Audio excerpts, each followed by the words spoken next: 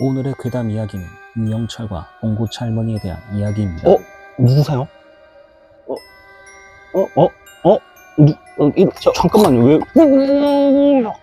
안녕하세요, 여러분. 영스고입니다. 오늘은 오랜만에 괴담 야식회로 돌아왔습니다. 그래서 오늘의 메뉴는 보면 덴마크 초코우유, 베이컨 참치마요 빅 삼각, 그리고 감자면과 함께 하겠습니다. 자, 그러면 감자면 매운맛부터 먹어보도록 하겠습니다.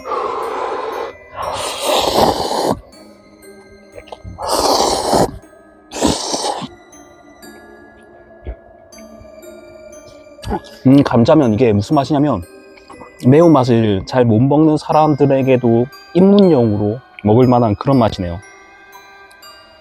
뭐 쫄깃함은 물론 기본이고요.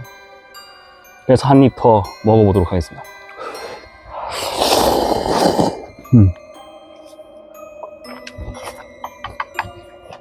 제가 이거 감자면 이거 처음 먹어보거든요.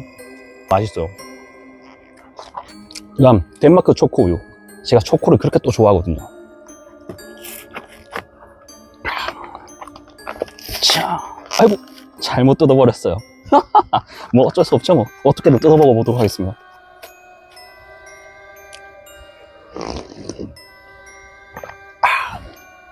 덴마크 초코우유, 이게 일단 다른 초코에 비해서 되게 진해요.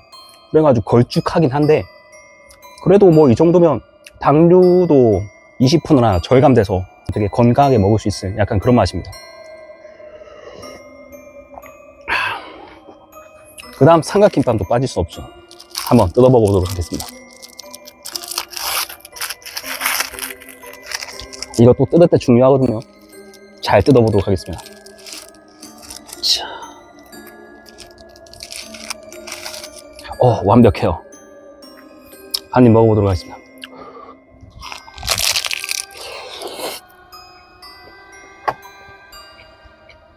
이거 안에 보면 참치랑 베이컨이랑 같이 들어있어서 담백하면서도 고소해요.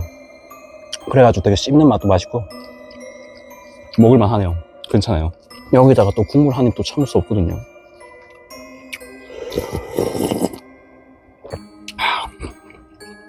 맛있네요.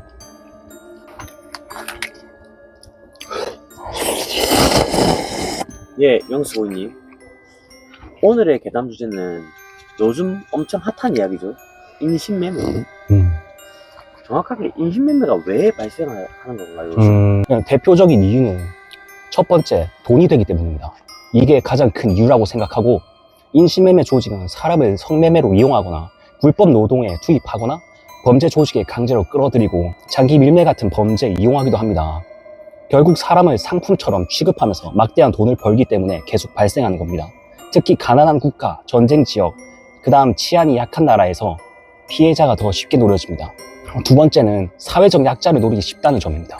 인신매매범들은 보통 가출 청소년이나 경제적으로 어려운 사람을 노리기도 해요. 왜냐하면 신고를 못하거나 도움 요청이 어렵고 주변에서 빨리 눈치채기가 힘들기 때문입니다. 아, 그 영수고인님 같은 분들이 인신매매 좀 자주 당하는 건가요? 뭐 그럴 수도 있겠죠? 네, 살짝 그런 느낌도 있습니다. 그래서 좋은 일자리 소개라든지 돈을 쉽게 벌 수 있다라는 말로 접근하는 경우가 많습니다. 영수고인도 그러면 일자리 소개 조심하세요. 당연하죠. 저는 항상 조심하니까요. 걱정하지 마세요. 역시 전문가답습니다. 그렇죠. 그 다음 세 번째, 인터넷과 SNS 영향입니다. 예전보다 더 위험해진 이유 중 하나이기도 합니다. 범죄자들은 SNS 채팅 앱이라든지 게임이라든지 오픈 채팅, DM 등으로 접근을 해요. 특히 고수익 알바라든지 해외 취업이라든지 방송 출연 같은 말로 유인을 하는 사례가 많습니다. 온라인에서는 신분을 숨기기 쉽기 때문입니다. 그리고 인신매매범들은 단순히 폭력만 쓰지도 않습니다. 처음에는 친절하게 접근하면서 연인처럼 행동하고 그 믿음을 쌓은 뒤에 점점 통제를 하기 시작합니다. 이거를 그루밍이라고 하기도 합니다. 그래서 피해자들 중 일부는 처음엔 범죄라는 사실조차 인지하지 못하기도 해요. 인신매매범들은 국경을 넘는 경우도 상당히 많습니다. 개인정보를 함부로 공유하면 안 되고 고수익 제한도 조심해야 돼요. 특히 해외 취업 알바라든지 이런 것들은 반드시 검증이 필요합니다.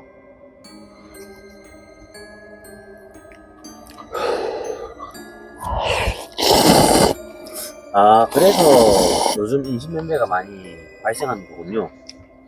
또 인신매매하니까 또 한 가지 궁금한 게 요즘 뉴스를 보니까 하반신만 발견되는 시체가 많이 요즘 나온다고 하는데 이건 또 왜 나오는 건가요? 보통 많은 사람들은 자연스럽게 인신매매나 장기밀매 조직을 떠올리곤 하죠. 그래서 하반신만 발견되면 장기를 적출하고 버렸다, 납치 후 흔적을 없앴다 같은 무서운 이야기들이 빠르게 퍼집니다. 실제로 조직적인 장기밀매는 영화처럼 단순하지 않다고 해요. 왜냐하면 장기 이식은 혈액형이라든지 수술 시설이라든지 전문 의료진들이 모두 필요로 하기 때문입니다. 즉 영화처럼 어딘가에서 몰래 장기를 적출해서 바로 거래하는 건 현실적으로 매우 어렵다고 합니다. 다만 완전히 가능성이 없다고 단정할 수도 없어요. 실제로 세계 여러 나라에서 불법 체류자라든지 실종 신고가 늦는 사람을 대상으로 한 범죄의 가능성이 꾸준히 제기되고 있어요. 그렇다고 하반신만 발견됐다는 사실 하나만으로 곧바로 인신매매라든지 장기 밀매라고 결론을 내릴 수는 없어요. 살인 후 유기라든지 이런 현실적인 원인이 더 많다고 합니다. 특히 물속에서는 물고기나 개 같은 생물 때문에 신체 일부가 분리되거나 일부만 발견되는 일이 상당히 많다고 합니다. 또 시간이 지나면서 관절 부위가 약해지면서 상반신과 하반신이 자연스럽게 이렇게 분리가 되는 경우도 많아요. 산속에서도 역시 마찬가지예요. 야생동물들이 훼손하거나 부패 과정 때문에 발견되는 사례가 상당히 많습니다. 그럼 여러분 본격적으로 괴담 야식회를 시작하겠습니다. 오늘의 괴담 이야기는 유영철과 봉구차 할머니에 대한 이야기입니다. 때는 2004년 대한민국을 공포에 빠뜨렸던 연쇄살인범 바로 유영철입니다. 그가 검거된 이후 수많은 괴담과 목격담들이 퍼져나가기 시작했습니다. 그리고 사람들은 말했습니다. 그 사람은 평범한 일상 속 어디에나 있었다고.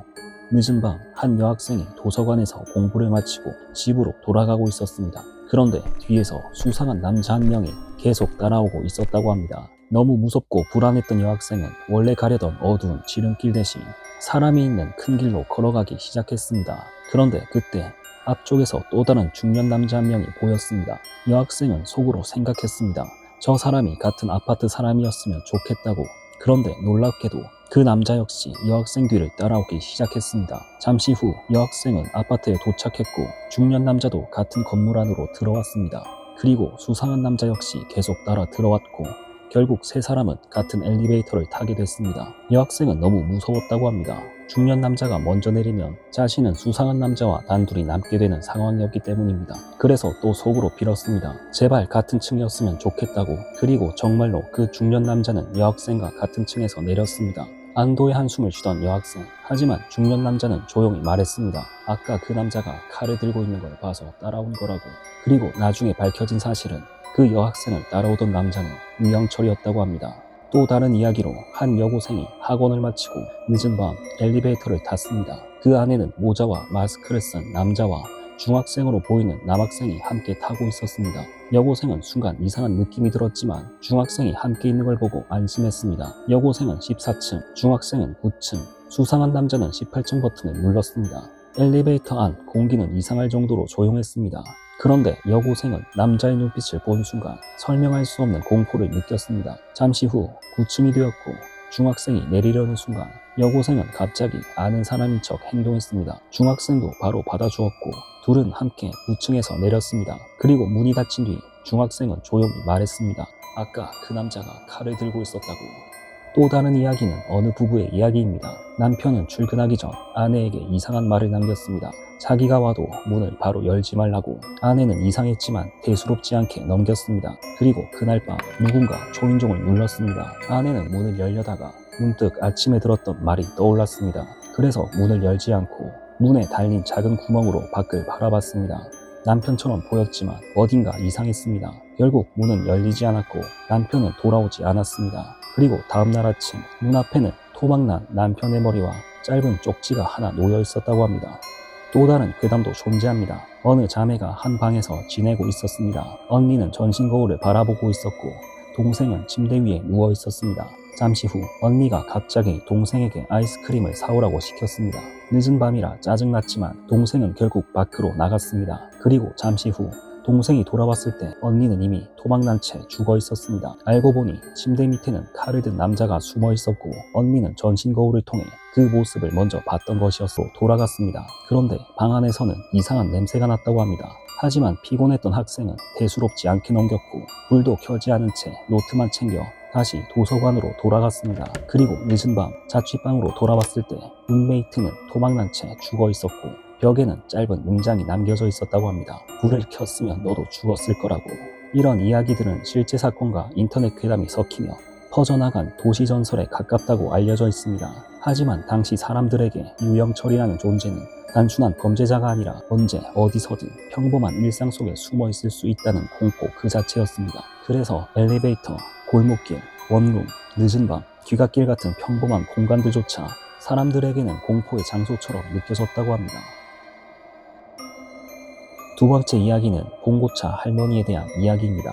야간 자율학습을 마치고 집으로 돌아가던 한 여고생은 평소처럼 사람이 많지 않은 시내버스를 타고 있었습니다. 창밖에는 비까지 조금씩 내리고 있었고 버스는 축축한 히터 냄새와 함께 이상할 정도로 조용한 분위기였습니다.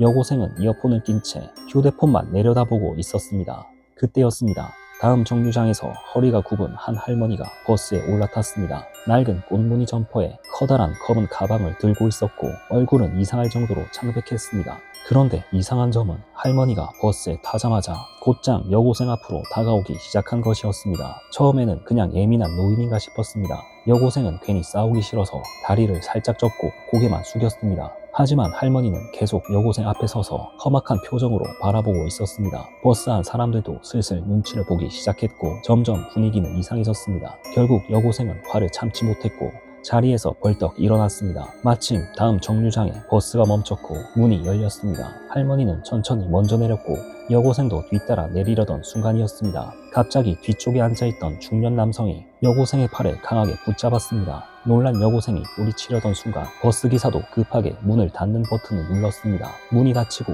버스는 그대로 출발했습니다. 여고생은 어이없다는 표정으로 기사와 손님들을 바라봤습니다. 하지만 아무도 말을 하지 않았습니다. 그저 조용히 버스 뒤쪽 창문을 가리켰습니다. 여고생은 숨을 헐떡이며 천천히 뒤를 돌아봤습니다.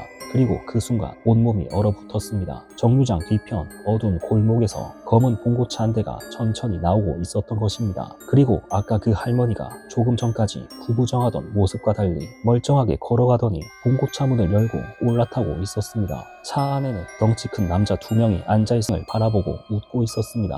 버스 안은 아무 소리도 나지 않았습니다. 잠시 후 중년 남성이 작은 목소리로 이야기했습니다. 저 차를 예전에도 본 적이 있다고.